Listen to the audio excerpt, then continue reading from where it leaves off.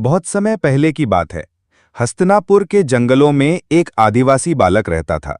नाम था एकलव्य। उसे धनुर्विद्या में बहुत रुचि थी।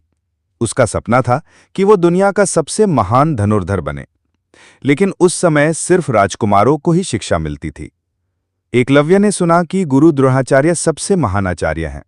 वो उनके पास गया और हाथ जोड़कर बोला, गुरुदेव, मुझे भी शिक्षा दीजिए, मैं आपका शिष्य बनना चाहता हूं।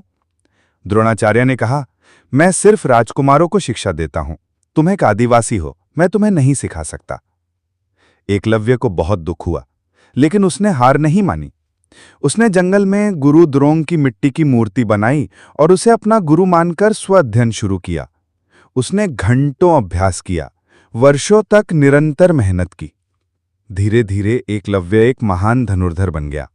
उसकी निशानेबाजी इतनी सटीक थी कि लोग आश्चर्यचकित रह जाते। एक दिन गुरु द्रोण जंगल में शिकार करने आए और देखा कि एक बालक बिना किसी शिक्षक के इतने अद्भुत तरीके से धनुष चला रहा है। द्रोणाचार्य चौंक गए। जब उन्होंने उससे नाम पूछा तो एकलव्य बोला, मैं एकलव्य हूं, आपका शिष्य। मैंने आपकी मूर्ति को गुरु मानकर अभ्यास किया है। द्रोणाचार्य को आशंका हुई कि ये बालक उनके शिष्य अर्जुन से भी महान धनुर्धर बन जाएगा। तब उन्होंने एक परीक्षा ली और कहा, अगर तुम मेरे शिष्य हो तो गुरु दक्षिणा देनी होगी। मुझे तुम्हारे दाएं हाथ का अंगूठा चाहिए। एकलव्य बिना झिझके झुका और अपने हाथ का अंगूठा काटकर गुरु को अर्पण कर दिया। ये देखकर सभी हैरान रह गए। उसने अपने सबसे मूल्यवान कौशल का एक हिस्सा गुरु की सेवा में समर्पित कर दिया।